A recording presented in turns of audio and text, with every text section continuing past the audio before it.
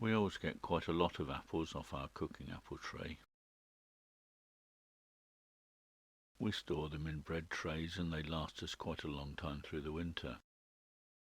Another tree had so many apples that it broke one of the branches. We collected as many apples as we could, then towed the branches back to the house. The thicker wood was sawn and split into logs for the fire.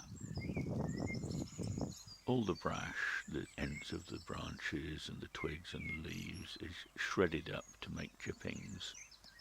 I feed it all through our garden shredder, which we affectionately call Minnie the Muncher. As I'm feeding Minnie, I strip off all the apples that are left on the branches. And in doing so, we get another couple of tubfuls of apples.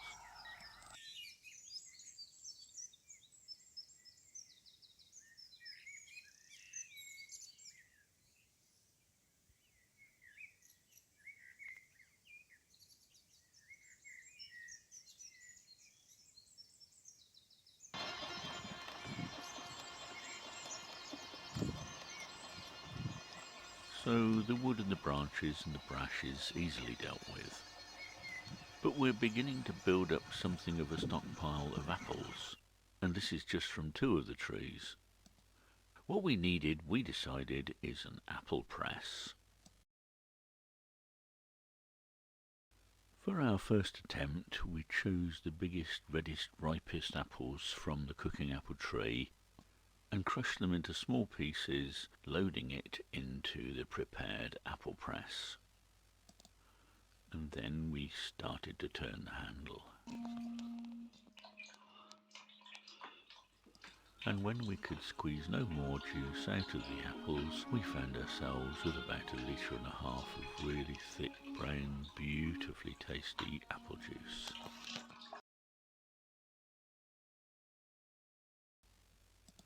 Flushed with success, we went looking for more apples.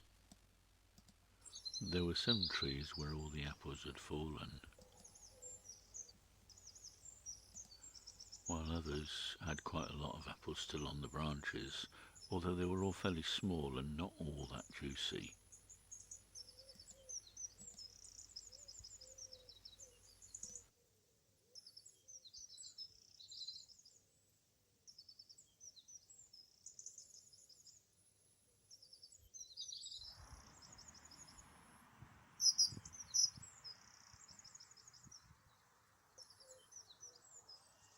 This tree looked quite promising.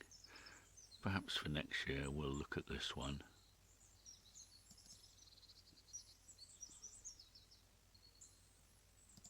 And this tree looked even more promising.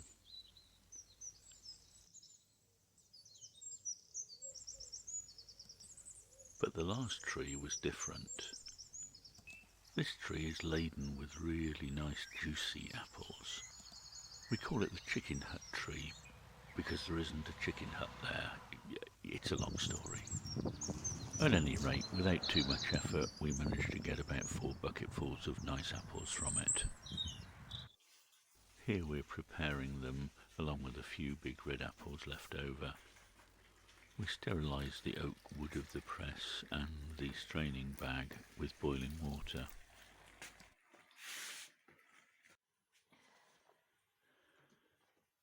These turned out to be particularly juicy apples, and we ended up with nearly 2 litres of apple juice from each pressing.